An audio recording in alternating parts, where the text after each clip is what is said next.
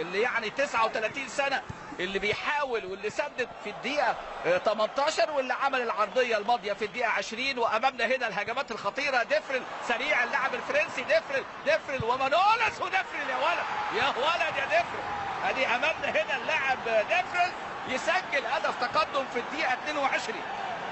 ادي ديفرل يسجل لفريق نادي ساسولو في مرمى الحارس مورجان دي سانس امامنا في اللقطه الماضيه.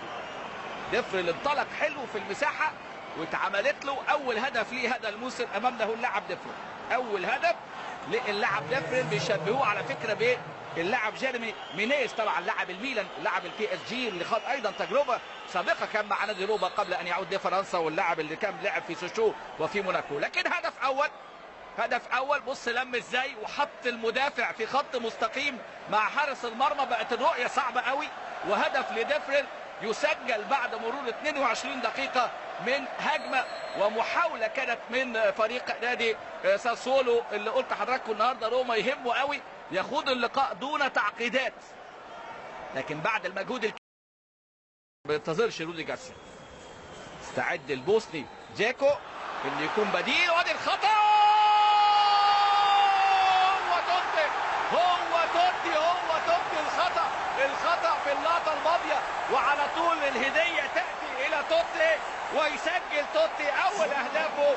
وامامنا هنا هدف التعادل. توتي اذا حضر توتي المتعه حاضره والحفله مضمونه. شوف امامنا هنا الخطا الكبير من حارس كونسيلي، والكره على طول من اللاعب بيانيتشي، وتوتي بقى بخبرات السنوات الطويله يضعها. وهدف التعادل عن طريق قيصر روما ملك روما، سميه كما شئت، هو توتي دائما وابدا هو الهداف التاريخي امامنا هنا اللي بيسجل في هذه اللحظات اول اهداف هذا الموسم. وفريق نادي ساسولو مرتبك في هذه اللحظات.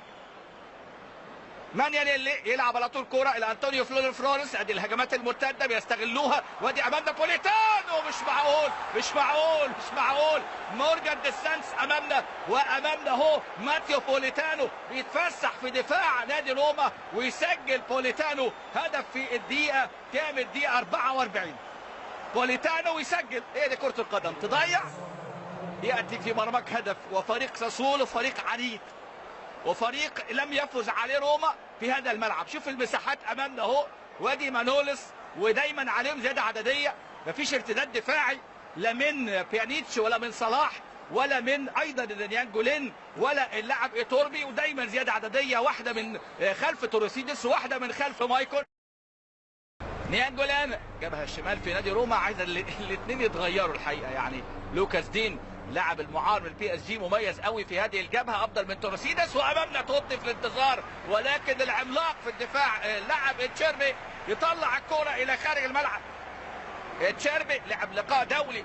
شوف امامنا هنا لسه ايتوربي، وامامنا التدخل. شوف الادوار الدفاعيه، ويشيل على طول باولو جانافارو، كره على طول وتسديده حلوه يا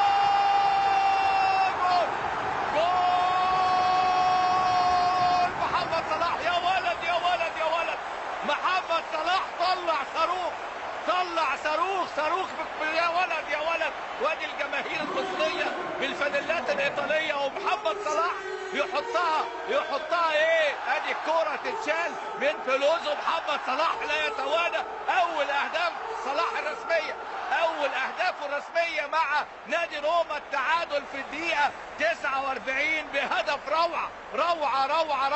محمد صلاح يعادل النتيجه ويقول هو ده اللي عندي. وامامنا هو فالك